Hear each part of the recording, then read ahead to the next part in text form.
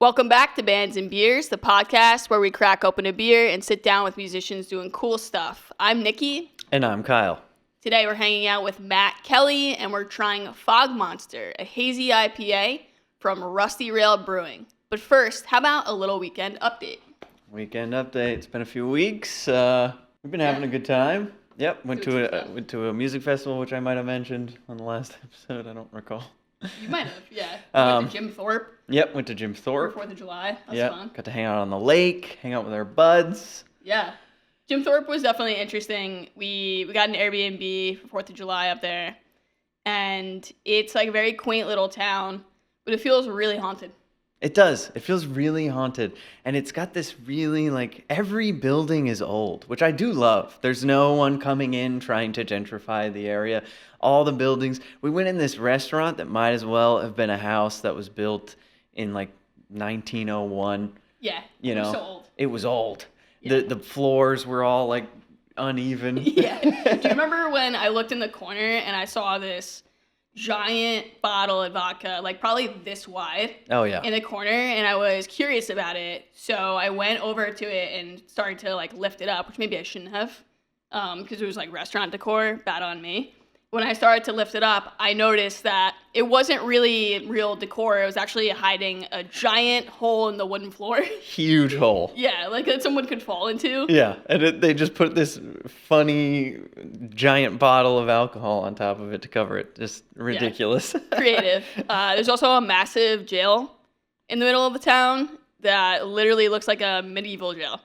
So, yeah, I think one of the biggest things in the town is the jail that they executed people outside of, which I saw a plaque memorializing that. So, yeah, creepy vibes for 4th of July, a little bit. Yeah, liquid nitrogen ice cream we had. That was fun. There was earlier in the day I went with just some people, I don't think you were there, and they had this old steam engine train that was departing, and the town came out to watch. It was very, very interesting. Yeah, that's very, very middle America vibes. Yeah, middle America, old timey. Super fun. Super cool. Yeah, and we got to have some good brews last night. We had a ube sour.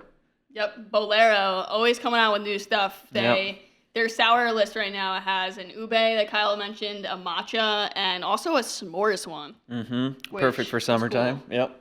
Yeah, it tasted like graham crackers, and you noticed something really interesting that I didn't when you tasted it. You said that there's a smoky flavor. Yeah. What a cool creative thing. Mm-hmm. Yeah. All right, well, let's move on.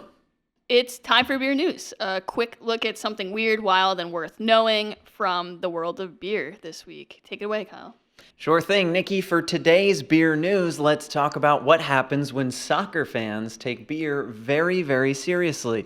During the 2026 World Cup, Boston Beer Company, the folks behind Sam Adams, actually ran low on Boston Lager. The shortage wasn't a supply chain issue. It was a Scottish fan issue. Scotland qualified for the World Cup, and their supporters group, known as the Tartan Army, descended on Boston for the matches. According to the brewery, the Tartan Army drank through roughly 4 times the beer the company normally expects to sell during major holiday stretches. We're talking about more than a typical 4th of July weekend. The shortage got bad enough that Boston Beer had to rush an emergency delivery into the city on a Saturday morning, then schedule extra runs all week just to keep bars stocked. So here's the thing. Sam Adams, one of America's most iconic breweries, couldn't keep up with Scottish fans' drinking habits. Isn't that wild? That is absolutely crazy. I can't believe that. I actually heard a news story on that myself. So, yeah, it's good we're telling everyone about this. Yeah, this is a fun one to spread the news on for sure, because what a fun story that's going to be talked about for years and years to come. Remember when the Scottish fans, anytime Scotland comes up for the next couple of years, I feel like I'm going to be like, remember when they drank the bars dry? Yeah, what a power move. Yeah, seriously. Very cool, Kyle. Thanks for that beer news story. Let's get into today's Brewery Spotlight. We're heading to Mifflinburg, Pennsylvania, a small central PA town of about 3,500 people, to check out Rusty Rail Brewing Company. What makes this spot special is the building itself. It's a massive 3-story former manufacturing plant that was built in 1911. Back in the day, it made wooden bodies for Model T trucks. Then it built military vehicles during World War II. Then it spent decades as a cabinet factory. Brothers Paul and Eric John bought the building in 2009 for their own cabinetry business, but didn't need all the space. So they turned the rest into what's now considered the largest brew pub in the state, with a tap room, a game room, an event venue that hosts weddings, and even hotel suites upstairs. They kept a lot of the original brick and woodwork, and there are restored Model T trucks on display as a nod to the building's history. Now let's get into the glass. Today we're drinking Fog Monster, a hazy IPA from Rusty Rail. This is a New England-style IPA, which means it's built for haze and juice rather than crystal clarity and bitterness. Rusty Rail leans into that with a 5 hop lineup, stacked on a base of flaked wheat, oats, and white wheat malt. The combination of oats and wheat is what gives hazy IPAs their soft, almost creamy mouthfeel instead of a sharp, clear finish. At 6.8 ABV and 68 IBUs, Fog Monster pours a hazy gold. On the nose, you get a juicy tropical fruit from the hop blend. The taste follows through with that same fruit-forward character, and it finishes with a noticeably subtle bitterness for something at 68 IBUs. The hops are doing more flavor work than bittering work here. It's a fitting beer for a brewery that's built its whole identity on taking something old and giving it new life. Okay, Kyle, let's drink this beer and describe it in our 3-word review. Okay, quite a bit ahead on that. Wow. I tried my best. But, you know me. It's all good, Kyle. Famous for my mediocre pours. It's the energy and spirit that counts. But I do love the can. We can talk about the can while that head settles. Super cool. It looks terrifying and spooky.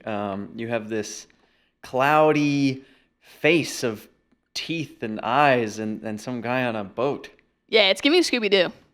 Scooby-Doo! For me, it feels like... Fun story. This Halloween, we discovered that Nikki has never seen the live-action Scooby-Doo Monster Island. I haven't. Which is like a classic. So we watched a good amount of that together, so that was fun. Yeah, as a millennial, I feel like everyone should watch the live-action Scooby-Doo. If you don't... Yeah. Well, I mean, they all have. You're the only one that hasn't, so... Something wrong with me. So we're trying this 3-word review, right? Yep, let's try it. Cheers. Cheers.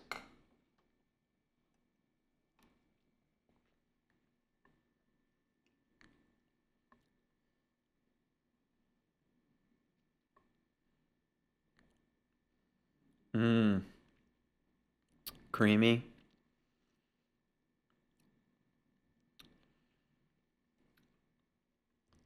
I'm so bad at these. It's hard. I mean, this is a tough challenge. I'll give one while you're thinking. Yeah, tropical. Yeah, fruity, creamy. We'll do collectively 3. And I would say, no, that's okay. I would say bitter. It is a little bitter.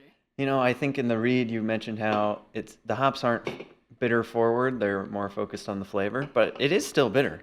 Yeah, it definitely is. It's pleasantly bitter. It's not too much. But if you don't like bitter, I don't recommend it. I like bitter, so it works for me. It's still very like creamy and velvety in the mouth. Yeah, even though this is not a sour, and I would not call it a sour, or say that it's too much like a sour because it's a hazy IPA. It does like have some. It resembles a sour for me in the sense that it's like fruity, and then there's an end that's bitter. Like those two things remind me of a sour in a way, even though it's a hazy IPA. Sure. Yeah, it's definitely a hazy IPA. It's really good. No complaints here. This is an excellent choice for this week. 68. Okay. It's interesting too, though, because for a beer that, for me right now, as I'm trying, like tastes so tropical. the front of the can doesn't make me think that's what I'm going to get. Yeah. Yeah. Right? Yeah, it is. I'm not thinking about Scooby-Doo. Right. When I drink this. It's very, it's a great summer beer. Yeah. Honestly, yeah. It is. It's really good. I would drink this on the beach, honestly.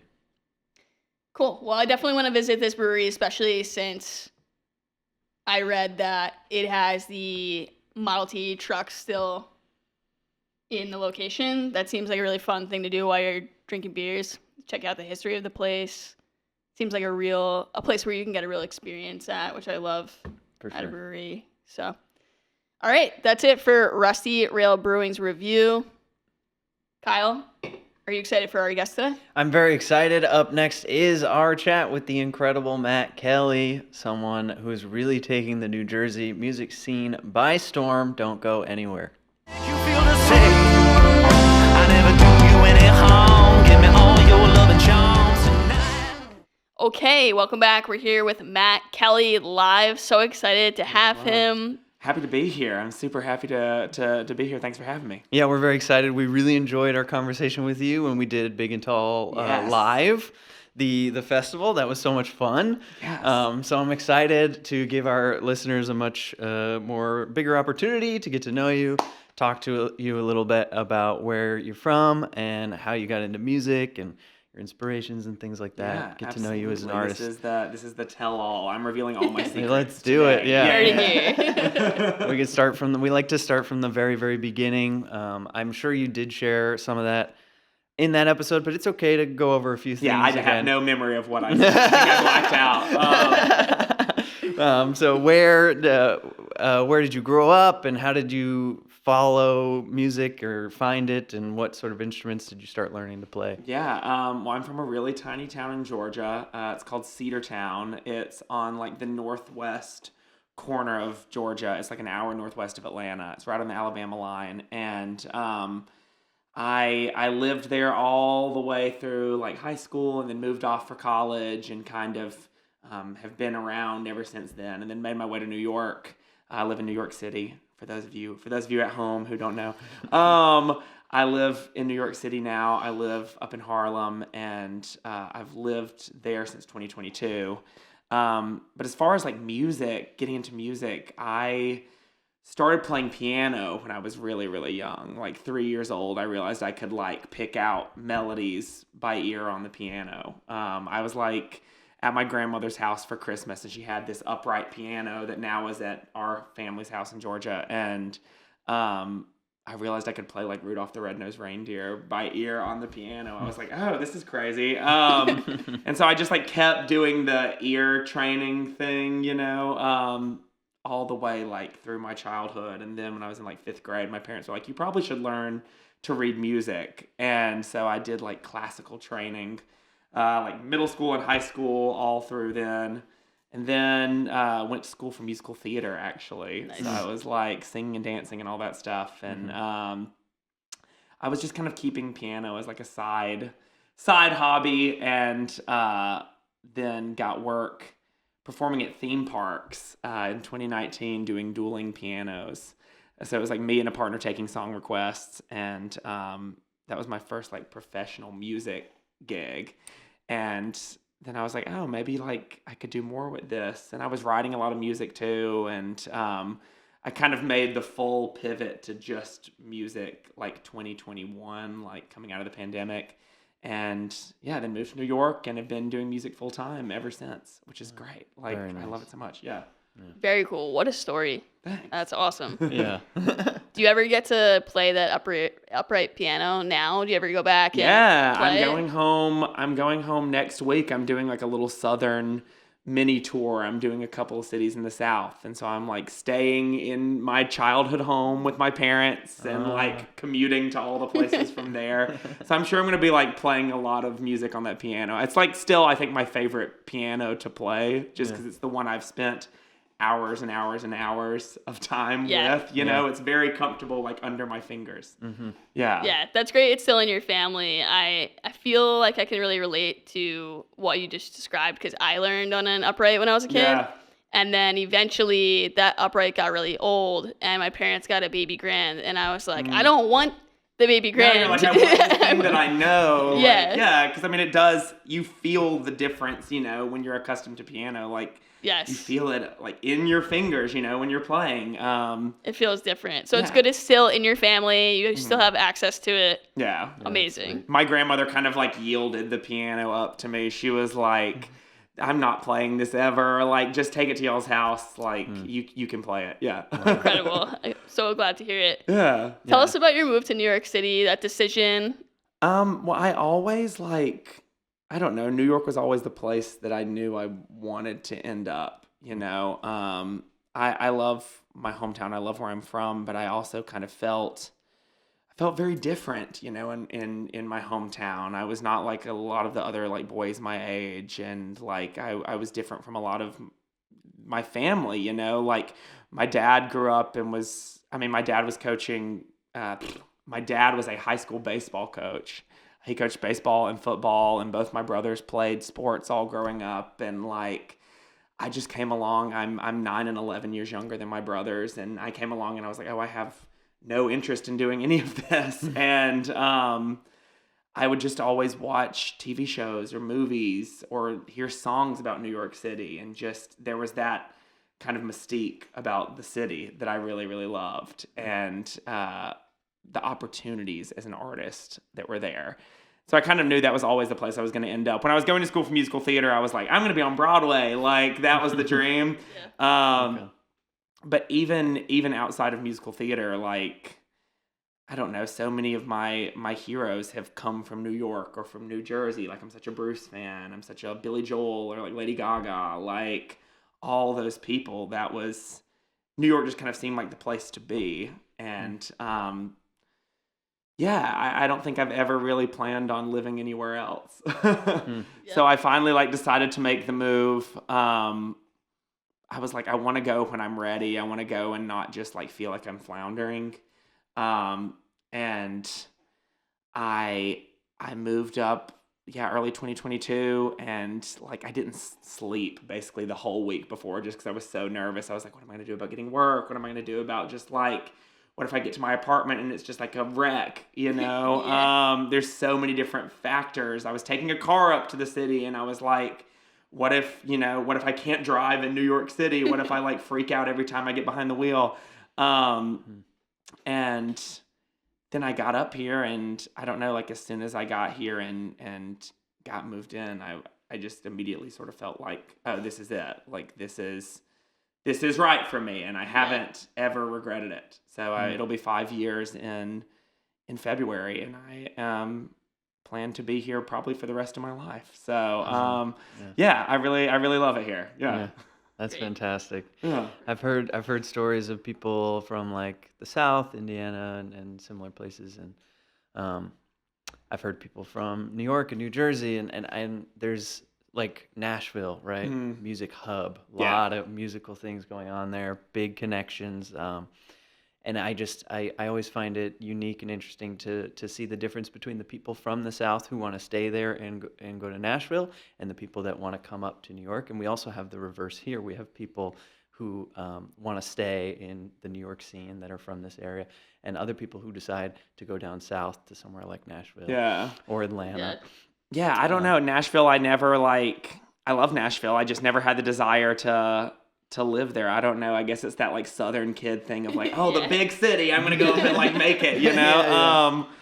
But, I don't know what it is. It's the energy of New York. It's the grittiness of New York. It's the, like, you pull yourself up by your bootstraps and you, like, make things happen no matter what the circumstances. And if you can make it there, you can make it anywhere. That's what they say, right? Right. Someone says that. I don't remember who, but I don't know. That just fell in line with my spirit. I came up here for the first time for my 13th birthday. That was, like, all I wanted as a kid. And I was like, I don't want any presents. I don't want anything. I just wanted a trip to New York City. So my parents, like, surprised me and came up here, and the energy of it, everything's so fast paced, and I'm a very energetic person. I can't sit still, and so it just makes sense to my brain, I think. I love that. Yeah, it seems like it immediately clicked for you when you got here that it was the right move. Absolutely. So it's awesome that you took a risk and you had some worries. You did it anyway, and now you're here. Yeah. 5 years. That's amazing. Yeah. Talking about the environment you grew up in a little bit, we always like to ask people about how they got their musical influences when they're kids. You know, that can come from a lot of different things, siblings, parents, grandparents. Can you tell us a little bit about that for you? Yeah, it's a little bit of everywhere. I feel like a lot of my musical taste was just kind of shaped on my own, finding things that I liked. Like we all grew up like as the internet, Yes. was becoming a thing, and so like being the first YouTube generation and just being able to look up things that I would hear in music class. Like when I was in the 3rd grade, my music teacher, Miss Allen, shout out Miss Allen.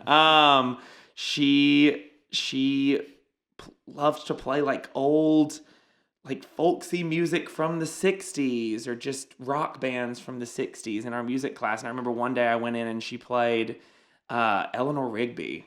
And I was like, this is the greatest thing I've ever heard in my entire life. And I had never heard the Beatles before. And so I like just went down this huge rabbit hole of listening to any Beatles albums that I could, going on YouTube, finding any videos of like Beatles songs or live performance clips or whatever. I did that with Queen too. I've done that with Bruce Springsteen. That's like my pastime, is just going on YouTube and just searching up different artists that I love and just like studying everything about it, like the way they move, the way their musicality, all that stuff.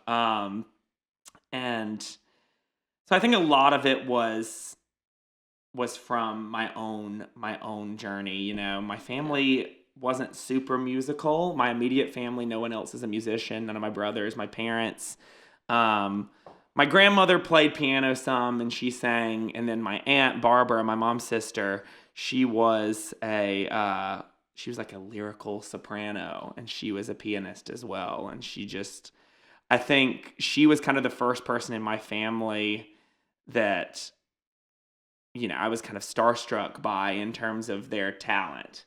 And she was a huge inspiration to me. She passed away in 2020. She had cancer, and I have her handwriting actually tattooed on my wrist so I can see it anytime I hold a microphone or I play piano, because she was such a huge inspiration for me. And like, I don't know, I got a lot of music taste from my brothers too. I remember like driving around in the car with my oldest brother Trey and like listening to Steve Miller Band. He had like a greatest hits Nice. CD, and I'd be like 6 years old, in the back seat singing the Joker, Awesome. And like, I don't know, they were big, like, they would burn CDs, like mixtapes with all their different things on it. So I was listening to a lot of like classic rock, but also like Motown, but also like rap music that they were listening to because they were in high school, or like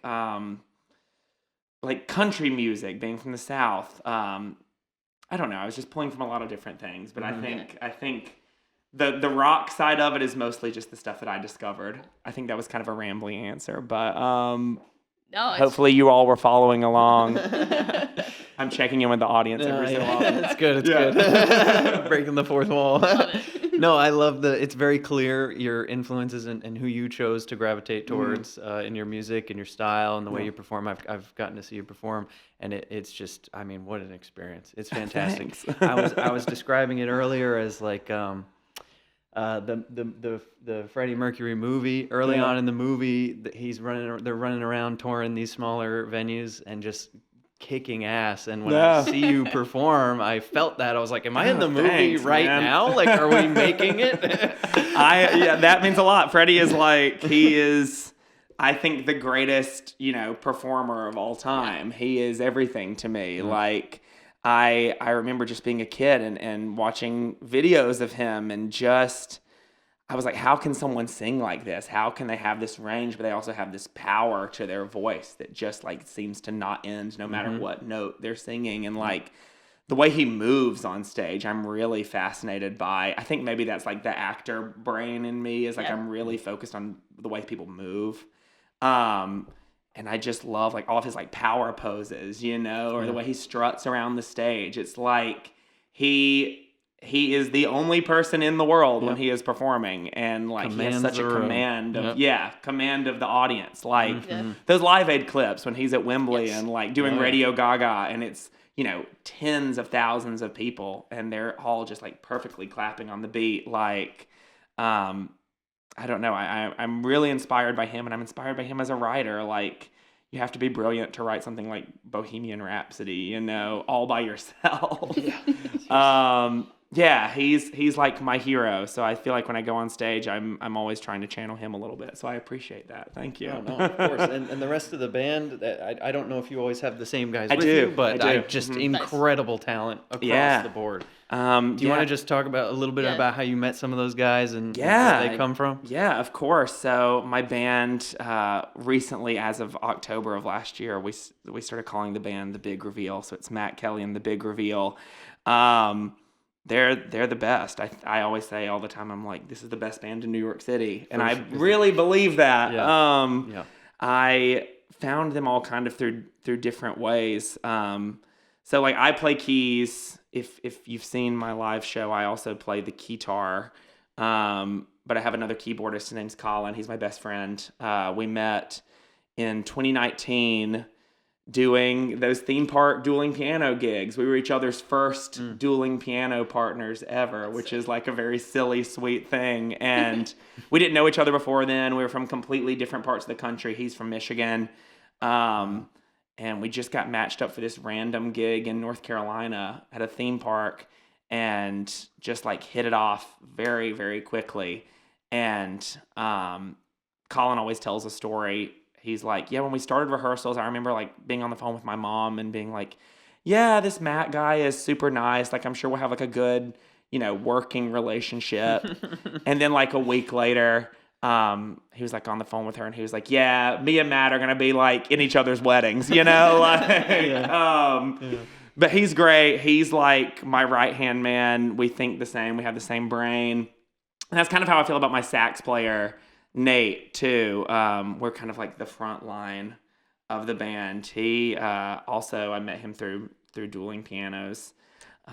He can play like every instrument on the planet. Like, he's a killer sax player, but also like he's an incredible pianist. He's a better pianist than I am. Like, he's incredible. He can play every instrument on the planet. He released an album, I think it was last year. It might have been 2024. But he released his first album of his music. It's called Divvy Up. You should go stream it. Nate Hopkins. And he played every instrument on the album except for like strings. Wow. That's incredible. And I think like one other horn part. Like, he played everything. They did a full Stevie Wonder situation. And this is like huge production. Yeah. And it's nuts when you hear it and you're like, oh, Nate did every single thing on this album. And like, he was really intent about doing that. But he's amazing. I met him through dueling pianos. I met my drummer through dueling pianos as well. I owe my whole life to dueling pianos and piano Yes, seems like it. My whole career.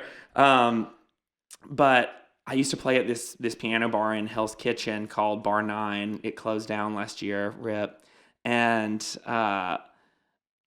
my drummer, Erez, just walked in one night. We had finished up a show. It was a Friday night. And he was like, his like ex-girlfriend's sister's ex-boyfriend used to play at Bar 9. And so that's how he like made the connection to get in there. And he showed up and was like, hey, I just got done touring with this band. I was playing guitar, but drums are my main instrument. If you guys are like looking for any drummers for the shows, like hit me up. And I was like, oh, well, like I'm about to start doing some stuff with my original music. This was like 2023. I was like, maybe I'll hit you up. And I like followed him on Instagram and I immediately, you know, started stalking.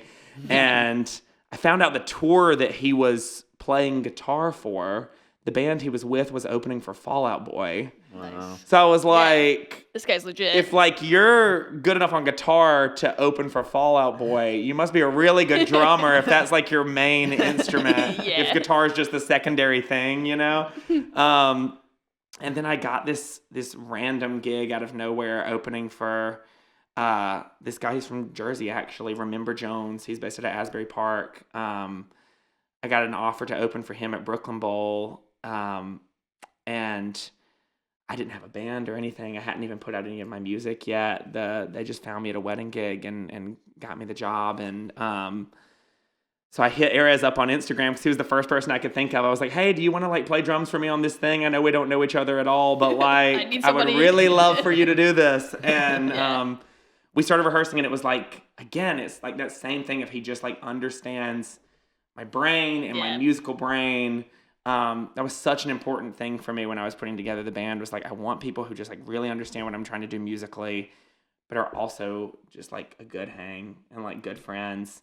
And so Erez brought in my guitarist, Ian, and my bassist, who's also named Nate Holloway.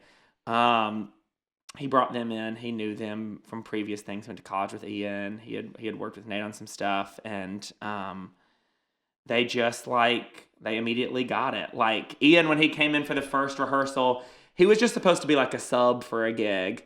And so he was coming in. We were supposed to have a rehearsal in Midtown, and he calls me up and was like, hey, Matt, so sorry. I'm going to be like 30 minutes late to this rehearsal. We'd never met. He was like, so my guitar got stolen like a week ago, my favorite guitar, and a music store in Brooklyn just called me and told me that they found it. What? No way. And so he's like, I have to go pick up my guitar like right now. That is and crazy. I will be there, but I'm going to be like super late.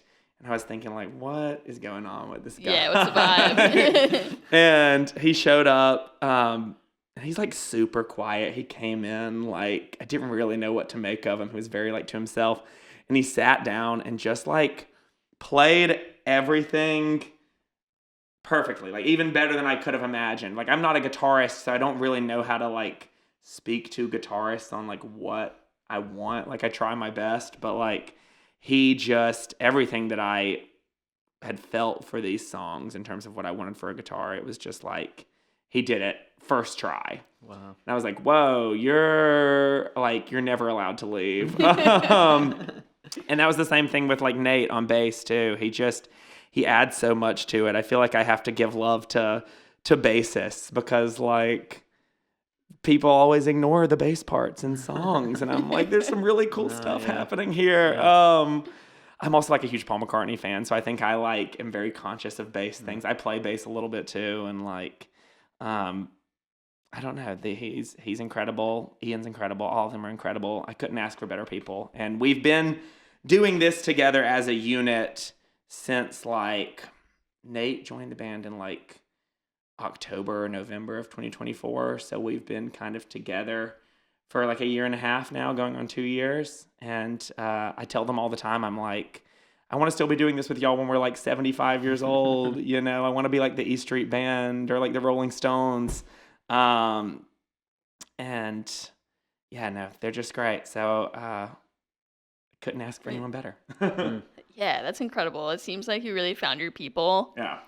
A lot of times when we have guests on, especially if they transition from solo to full band, they'll describe to us the challenge of finding people who are reliable, good, and connecting back to what you said, are good friends too, like a good vibe, good to hang out with. That's a key thing that I think people need in a creative relationship. Yeah, absolutely. Well, like, you know, I want to do this for a long time. I want to like have a long lasting career, and you know, you got to be able to tolerate the people that you're spending all this time with. You know, I'm like, well, if I want to tour and stuff, and we're going to be in close quarters with each other, on the road for a lot of time, like you can't be with people who, you know, drive you insane. No, absolutely not. And they're the best. Yeah. Great. I'm so glad to hear that. I'm really curious about your connection to, or like, I guess, can you tell us about when you started to really know that you wanted to do music full time? When we have guests on, they often tell us that there's like certain signs or signals that happen before they just said, all right, like I'm doing this full time now. Yeah. Can you tell us what those were for you? Well, I mean, I think I always knew that I wanted to perform in some capacity. I always knew that I wanted to, you know, be on stage. That was always where I felt very comfortable. Like I said, when I was little and I sat down at the piano, it just kind of made sense. in my brain. And I knew, like, when I was in, like, little school plays, like in elementary school, I knew, like, as soon as I was on stage, I was like, oh, like, this, I feel 100% completely comfortable here. And so I've never really had any other plan. That was always the thing. Like, when people would ask me what I wanted to be when I grew up, I was always like, I want to perform. And I think I have like some like self-doubt struggles in my brain, and I was always really hard on myself about my voice and about my piano chops. And I knew I loved being on stage, but I didn't know if I had like what it took to be just a straight up musician, even though that was the thing that I always gravitated towards. I always loved, rock music, but I never felt like I had those chops of someone like a Freddie Mercury or like a Bruce or like Paul McCartney and so I was like, well, maybe that won't work out for me, but like I have a good enough voice and I like to act, so I'm going to be like an actor who sings, and like that's how I'm going to be on stage, like I'll act and I'll sing a little bit. And I think like when I started getting that work in college, doing these like theme park gigs where I was playing piano and singing, and I kept getting hired for those, and I started doing more things. I did cruise ships and stuff like that.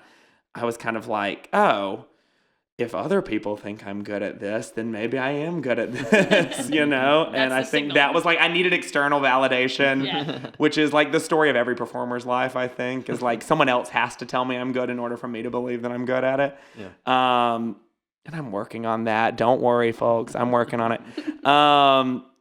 But I think that was kind of the moment where I was like, oh, okay, I can do this as like a full-time gig. And I haven't looked back. And I still love, like, I would still act. I would still do musical theater stuff if it felt right. But, like, this feels very right. And so I'm just going to keep pushing it for as long as it does feel right, Yeah. It's really refreshing to hear a story like that, just like the dream from like such a young age, the immediate connection to the piano at 3 years old, and just like always knowing, and then just like moving to the big city, and like it's a really, really like, it's a classic. It is a very like storybook. It's like a Hallmark movie. It's legit. Like like and it makes you want to like from a listener, from a fan's perspective, it's very encouraging, and it's like it makes me want to root for you, and as I'm sure everyone else does, because there's nothing greater than watching someone pursue and achieve their dream from like the beginning. So it's just like really cool and refreshing. And I want to get back to a little bit about the band and what it's like working with them. And are they all in it full time? What is the songwriting process? Is there collaboration going on there, both with writing and then like production and studio work, and what that kind of looks like? They're all super in it. We're all working full time as musicians, and or in the industry. Nate, my bassist, does some like film stuff too. He works at a film studio in Brooklyn. Like, I just shot a music video in March for my most recent single, Madeline. Yeah, I saw that, by the way. It's awesome. We have to talk about it. Let's bookmark that because awesome music video. Thank you. We'll put a pin in that because I have lots to say about that music video because that was like a labor of love. But so he works at that studio, and so we were able to like shoot there for free. But we're all like in the arts full time, and so it's like a little crazy scheduling shows for this band. Like with everyone else, we all have a million other gigs going on, but I'm super grateful that like everyone finds time and that everyone is committed to it. Like they seem to all really be in it all the way. They're like, we want to do whatever we can to push this thing as far as it can go, and that's, I think, the best position to be in. And I'm really fortunate that it's worked out that way, because I know a lot of times it does not work that way. So I'm like very, very grateful to all of them. I love them all so much. As far as like the writing creation process, I write all of the music and lyrics. I come in with like, chords. I've like written something on piano and I'll have written out lyrics for it, and then we do the arranging as a group. Like I come in, I have ideas for kind of the shape I want it to be, but like as far as specific parts, I want to have an environment of collaboration. I don't want to just be someone who comes in and is like, no, play it like this, play it like this, play it like this, because they're all such good musicians that it would be a waste of their talent to just be doing everything that I say. And also, I am the first to admit that there is a lot I don't know about music. And so I like want other inputs and things like that. So a lot of the arrangement is like a group effort.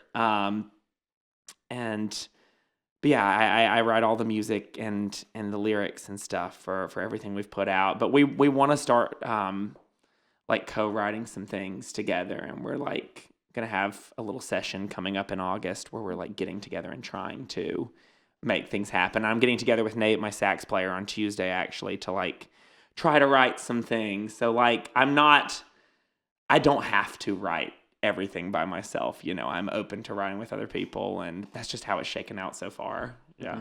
Sure. That's cool. Now I want to talk a little bit about your live performance. Mm-hmm. You have a ton of energy on stage. I want to know how you prepare for a show. Do you coordinate your movements? Tell me about your creative process in terms of your actual performance. I always I feel like I said to everybody, I'm like, it's all just like motivated by fear. I just get out there and I'm like, please like me, please like me. No, there are parts of it that are very structured. Like I'm very intentional about like the flow of a show and like transitions. And I don't want an audience to ever feel like there's a moment where they're just like unsure of what's happening. Like I'm like not a big fan of dead time on stage. Like I like for things to really, really clip along, even like between songs. Like I'm pretty conscious of like how much I'm talking between songs and stuff like that. As far as like movement, I mean, the only thing that's really structured, I think, is like how I'm cueing the band, you know, just like cutting them off, things like that. The big Freddie Mercury gestures to lead the band, but like I wanna keep a loose element of that, like, and like a playful element of that on stage. 'Cause all my band is so silly and so fun, and like we just like to get up and like goof around on stage. Like when I played Brooklyn Bowl in October of last year, and it was like the biggest show we've done. Like that's a big room and great venue. Yeah. And I was very, very nervous about it. And it was nice to go on stage and kind of let go of the nerves and like just be there with my friends making music. Like I think I was like introducing like the most serious song of the whole show.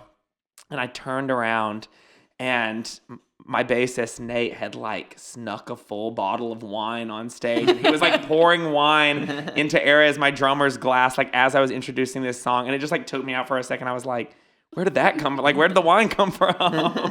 But like, I wanna keep it loose on stage. I want to keep it where we're all able to just like feed off of each other's energy. And like so many of us are like bar musicians too, and I feel like that's the whole MO when you're performing in a bar is just, you know, you have a lot of time to kill. You're doing long sets, and so you find ways to interact with the crowd, and you find ways to interact with your other musicians on stage, and like but at the same time you're keeping the music itself tight. And so yeah, I try to keep a balance of like keeping the show moving, but also like having fun with it, you know? Yeah, super cool. Yeah. You can definitely tell some of the chemistry that you were talking about earlier, just like knowing each other forever and always having that like same mindset. When I've seen you perform together, and yeah, you know, it's definitely not planned out move by move. Yeah. But boy, can you just feel the chemistry. Yeah, like, I mean, you guys are totally on the same page. Hours and hours, yeah, Colin and I have spent hours and hours and hours together, like, just like being in front of crowds at theme parks, just, you know, filling out time. And like the dueling piano shows, they're all like request based shows too. So that throws a curveball into any show, is like when you don't know what you're playing. So when I go up on stage and I have a set list, I'm like, oh, this is a piece of cake. Like at least I'm not like taking requests and figuring out what I'm playing in the moment, you know? So that frees up a lot of my like mental bandwidth, of course, to just have more fun. Yeah. Yeah, definitely. I could see that. When you have a gig, do you have like a pre-show thing you do? Are you like loose with it? Are you very like regimented with your... I'm always like, I feel like I'm always kind of a mess before I go on stage. Like I'm just like a very neurotic, anxious individual. So like all of the time leading up to going on stage, I'm like very, very nervous. And my band has to be like, Matt, you've got to chill out. Like they're very good at keeping me from just completely crashing out and spiraling. But like, I don't know. We always get together before every show. We do like a little huddle on stage, like just like a little check-in, like love you guys. Let's have fun. Let's kill it. I'm also pretty conscious of like vocal health things. I'm coming in today with like half a voice because I was just in Atlantic City last night and I did like 7.5 hours of solo singing at casinos. Yeah, I did like a 4-hour solo set at one casino. Then I went to another casino and I did a 3.5-hour solo set. So my voice is like somewhat fried right now. And then I had like a wedding gig the day before, and then I had a show with my band the day before. So I've sung probably like, 12 hours in the past 4 days. And most of that was one day.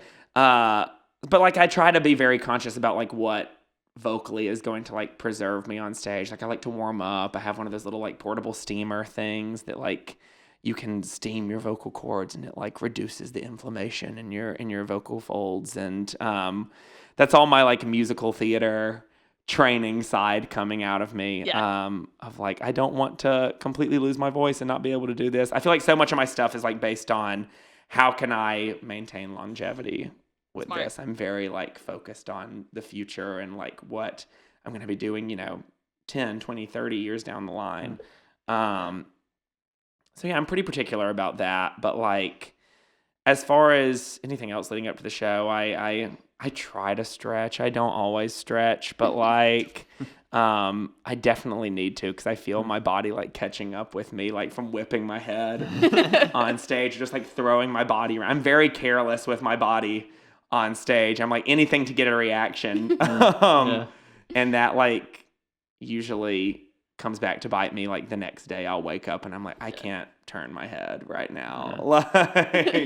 So I'm trying to stretch more and be more conscious of my body. But like usually the pre-show routine is just me being like, oh, I hope people show up. I hope everything goes well. And my band being like, Matt, shut up. It's going to be fine. Yeah. Like before Big and Tall Fest, I'm honestly surprised like I got through that interview with y'all because I was like so stressed that day. I was like, oh my gosh. Like, 'cause I hadn't done a festival before and I was like really just, I was like, okay, this has to go well. People have to like this.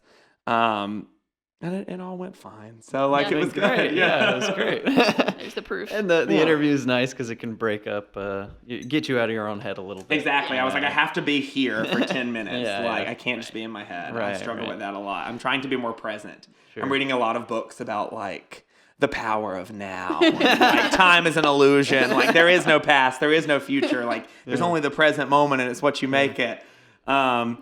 So it's, but that's a journey. And so I'm trying to find more stability in my like pre-show routine. So I'm not just like spiraling out and in my head and stuff like that. Sure.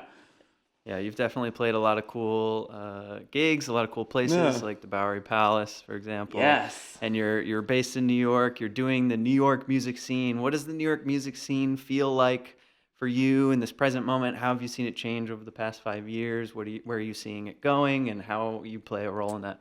Well, I mean, I feel super fortunate to be in New York City specifically making music. And honestly, this extends to the like Jersey scene as well. Cause I've started to, because of working with Big and Tall so much, love those guys. Shout out Gabe and Tommy if you're listening.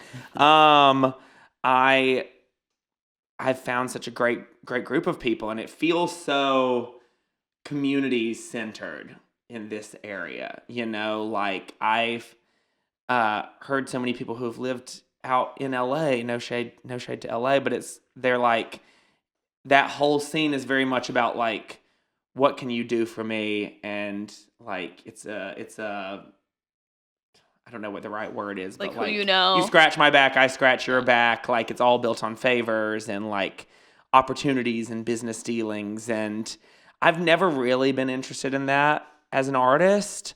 I am more just about like forming connections with people, and like I want the musicians that I work with or that I play shows with to like be my friends, because that just makes the whole experience so much more joyful. And I'm so lucky that the New York scene seems to be so full of that. I've met so many great artists like who just want to get to know you, you know, and they also just happen to be insanely talented musicians. And like it's been very rare that I've come across someone that doesn't share that same sort of value system, you know. And so I'm really lucky to be a part of that. Like, and the New York scene is thriving. It's so multifaceted. I'm so like entrenched in the rock world of it all, but there's so many great pop artists who are friends of mine. You know, there are great rappers. There's country people in New York. You know, there's country music being made, and I think kind of like how New York is the melting pot of culture in general, it's also such a melting pot for music. So it's great because you get to hear new things every time you walk out the door, you know? Yeah, well said. Yeah, I'm happy that you found that type of community in New York, Yeah. especially coming from a different area, being here, knowing that you can build a network that is authentic is probably a really big relief. So. Yeah, definitely. Like my parents were so concerned when I was moving to New York, or they were like, when I decided to do performing in general, they were like, "Are you sure there's nothing else you want to do?" And I was like, "No, I know this is it." But they were like, "I just hope," like they were so concerned about me finding people that like I could form friendships with and form a community with, and it really has never been a concern. Like people have been super, super welcoming from the minute I got here. Like, I mean, I got to shout out my sax player, Nate. Like, he has been in this scene in New York as a working musician for years now. And he immediately connected me with, like, different cover gigs, different bar gigs, or things I could do, you know, to find my footing. And then he joined my band. And, like, that's been a relationship I've really cherished since moving to New York, because you know, he was older than me. He knew the scene better than me. And I'm just happy that he, I don't know, saw something in me, and that all these artists have seen something in me where they've wanted to like devote their time and attention to helping me out. And I'm trying so much to do the same for other artists who are, you know, newer to the scene as well, now that I've kind of like found my footing a little bit, because like that's what we're supposed to do, right? Like we're supposed to help people, you know? We are. And speaking of supposed to help people, I want to flip it and challenge you for a little bit and ask you if there's ever been times where you've felt like people have not been so friendly, or challenges that you've had in general with shifting to this scene. Can you tell us a little bit about some of the not so fun times and how you responded to them? Yeah, I mean, let me think on that for a second. Yeah, there's people that you can tell are very in it for themselves, and I think that's like the biggest. That's something that's like kind of turned me off a little bit, is running into people that like their agenda is only for them, and they don't really care how their actions affect, you know, other people. I don't want to get too specific. I don't want to out people, but like I've definitely had some situations where like I've been on gigs and you know, people just, it's like not treating people with respect, or it's not valuing or understanding what people are going through. And kind of made a decision early on in my career I was like, that's not the kind of people that I want to associate myself with, and I've been really, really intentional about choosing things and sticking with things that I feel like are genuinely like in my best interest, and the people in charge of them are looking out for my best interest. And like I keep going back to Big and Tall because like that's how I met y'all, and like I've just had such a long relationship with them as well. Like I was very hesitant. I didn't know anything about them going into my working relationship with them, and I set up a meeting because I was so intentional about like I want to make sure this is a thing that feels like a mutual respect on both sides, and they're super welcoming, and they were so focused on making me feel welcome and making sure that my vision was realized artistically, and like so focused on building a genuine community. I think that's really the short answer of this very long-winded thing that I just did. I am much more interested in like a community building experience than I am in people who are just interested in themselves and like how they can benefit themselves, if that makes sense. It does. It totally makes sense. For sure. Yeah. And there's been, I'm sure, some really great times as well. Are there any that stand out to you as like just with you or even with the band and in a particular show or situation or on the road or something that just felt so uniquely you guys? It's just like a classic I mean, moment. There's a couple. That first show when we were all together, like the 6 of us, and it was like a unit. And knowing on stage, I was like, oh, this feels very locked in. This is something that I want to continue. I remember that very vividly. I mean, Big and Tall Fest was a big thing for us. That was one of our biggest shows we've done. Just in terms of the size of the crowd, Yeah. And that was super special. I'm super proud of that show still. I'm proud of us doing Brooklyn Bowl. That was like a huge thing for me. Because the very first thing that I did with my original music was this opening for this guy, Remember Jones, at Brooklyn Bowl. And I remember being so terrified when I did that back in 2023, and it was just me and Erez doing it.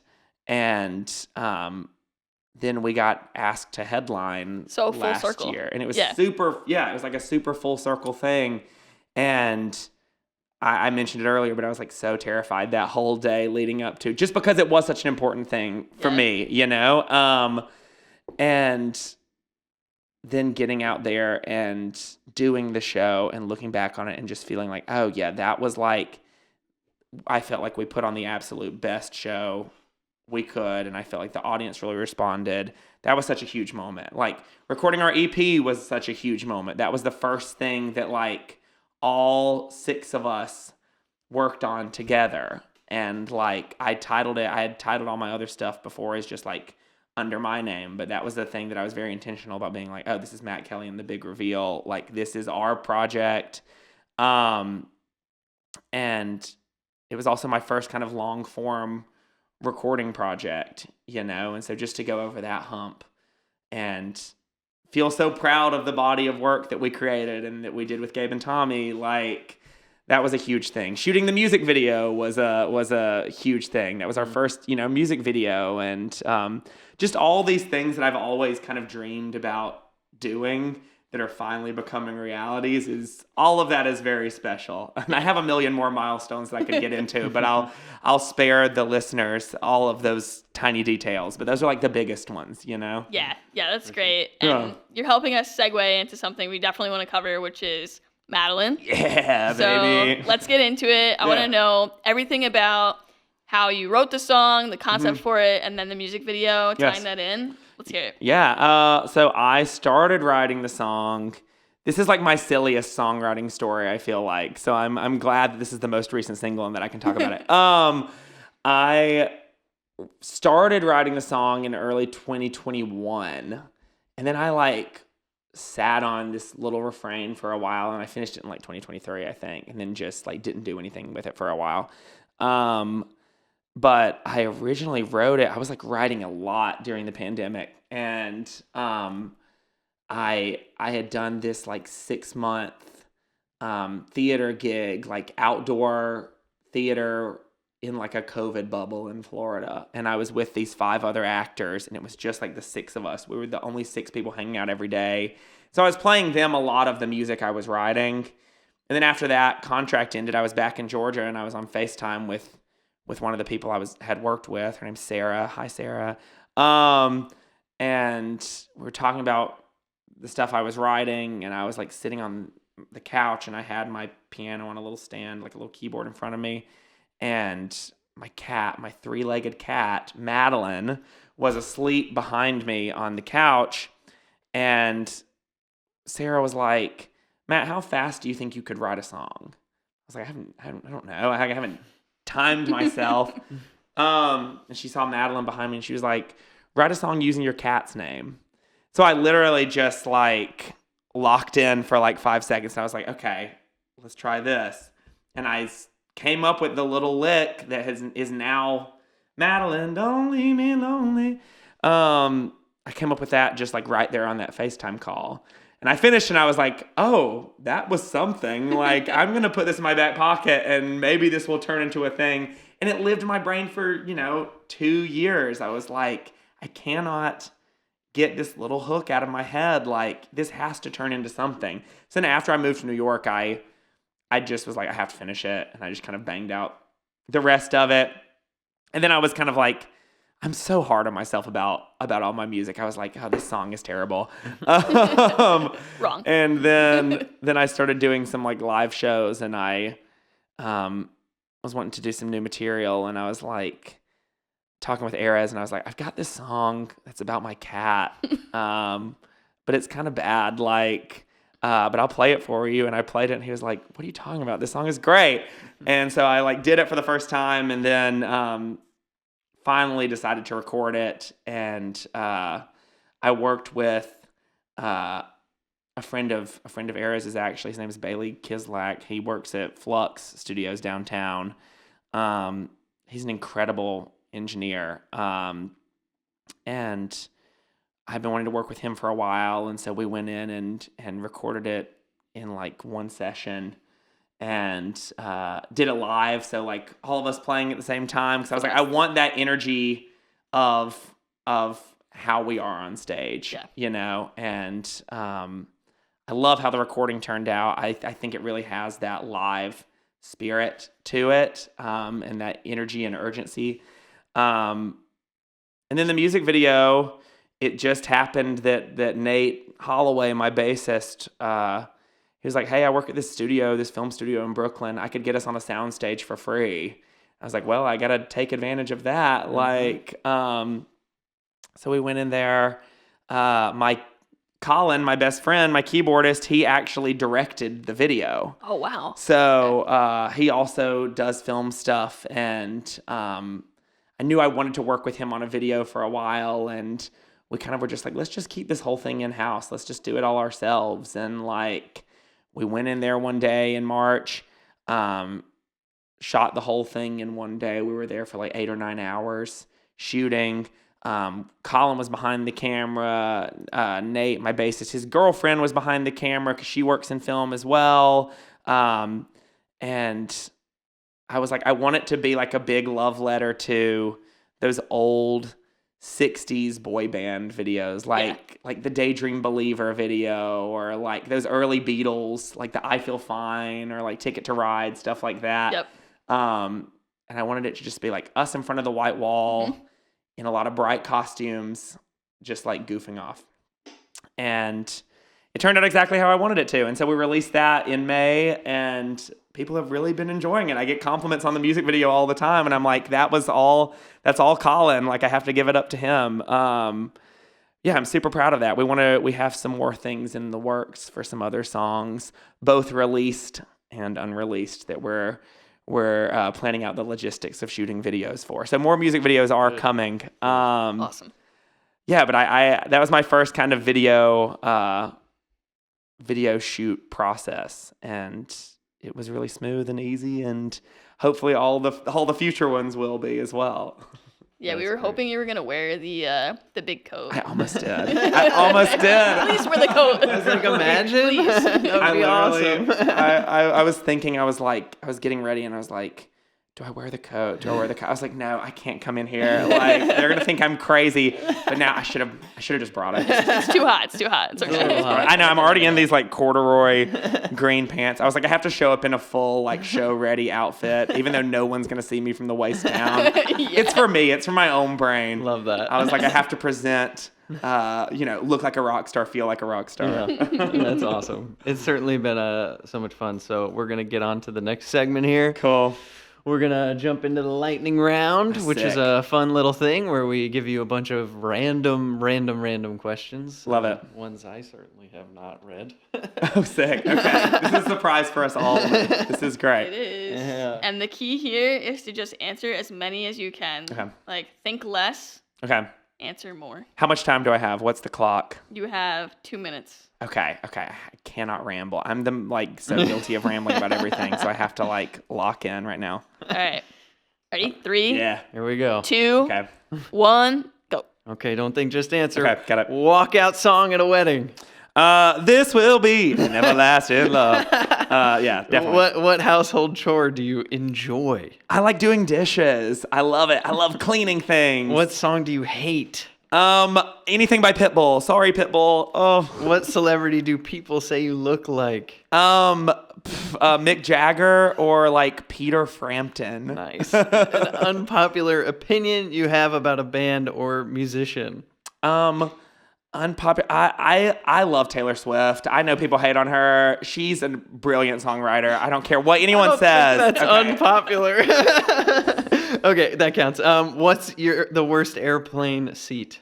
Middle. Oh my gosh. Yeah, you can't look out the window. I'm an aisle seat person, but middle is the worst. You can only get food from one New York City borough for the rest of your life. Which one? Manhattan. A strange pet peeve of yours. Pet peeve. I hate people I just hate messiness. I'm just the most clean, neurotic person ever. That's good. Have you seen the live action Scooby-Doo? Yes, of course. Yes, of course I've seen I know. Nikki has not. Wait, Everyone what? has. Okay, we're going to talk about that later. Favorite New York City bar? Oh my gosh.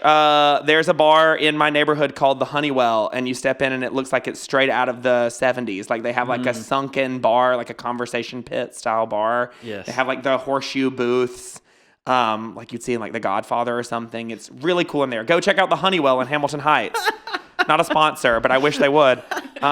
Favorite piano to play? Brand? Oh, brand? I love my Korg. I love my Korg keyboard that I have. Korg all the way, baby. It's super heavy. I wish they were lighter, but it's a perfect instrument otherwise. Okay. Best smell in the world? I love the smell of fresh cut grass.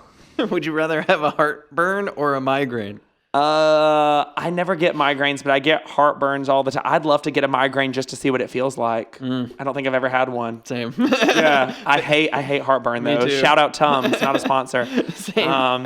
Favorite cartoon growing up? I was a big SpongeBob person. Do y'all remember Chowder? I watched Chowder a lot. It was on Cartoon Network. I loved Ed, Edd and Eddy too. That's a good one. I think that's it. If you were a ghost, where would you haunt? Everywhere. I would disappear and I would reappear, depending on where my friends are. I just mess with them. What movie made you cry? I have two. One of them is Driving Miss Daisy. Oh, man. I watched that with my parents during the pandemic, and at the end, I had to excuse myself from the room, and I went into our pantry and shut myself in there and cried. And then Lady Bird, I watched that with my roommate, and I had a very similar situation where I was like, "Excuse me, Emma, I need to go to my room right now." And I went in and I just bawled for 10 minutes. Yeah. Bodega order. I'm a bacon, egg, and cheese on an everything bagel. Yeah. Beach vacation or adventure vacation?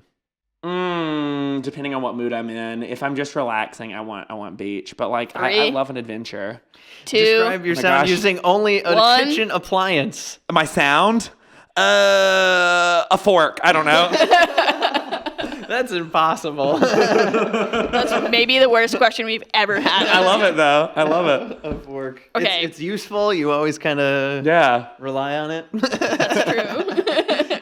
Sturdy music. Oh my gosh. Yeah. Reliable, it's reliable. a little something for everyone. Yeah, I try to make exactly. my music, universal, universally accessible. There we go. Love it. Okay. What an awesome episode. Hey. Thank you so much for being here. Before we sign off, anything you want to plug for the audience? Yes, I'm going to plug like 3 different things, if that's Please. okay. I am about to do a residency at Bowery Palace, downtown Manhattan. Starting in September, it's going to be every Tuesday in September, except for the 15th. So it's going to be the 1st, the 8th, the 22nd, and the 29th. We're going to bring a bunch of our friends. We're going to make music with everybody. We're going to try out some new stuff, some new originals, some new covers. They're going to name drinks after my songs, which is fun. So come to Bowery Palace in September and hang out with us at our residency. Also, stream my music. It's on Spotify, Apple Music, Tidal, Amazon Music, YouTube Music, anywhere you stream your music. I have 2 new songs that I am in the process of recording right now, so those will be out very shortly. I also think you should follow me on socials. I'm on Instagram and TikTok at Matt Kelley, MattKelley. There's an extra E with a little underscore after it. You can also like me on Facebook if you're still on Facebook these days. It's Matt Kelley. I also put out a music video that we talked about, and you should go check it out. It's on my YouTube. It's for our song Madeline. It's very, very fun. I love it a lot. I think that's all my things I have to plug right now. Oh my gosh, I'm going on tour. That's a pretty big one. That's a big one. It's a mini tour. I'm doing 2 dates in the South. I'm doing Atlanta on July 28th, and I'm doing Huntsville, Alabama on July 30th. I'm going to be at Masquerade on the 28th. I'm going to be at the Tip Top Cafe in Huntsville on the 30th. So if you're in the South, come check me out. I don't know when this is coming out. It might come out after that already happens, but if it doesn't, come see me on tour. That's awesome. Yeah. Fantastic. What a great time we had chatting with you. Yeah, Thanks so much for here. being on. We're really grateful. And I think that's all we have for today. So thanks for sticking around. Follow the podcast. Follow Matt Kelley on all your socials. Be sure to like and subscribe and comment. And we'll see you next time. Yes, bye.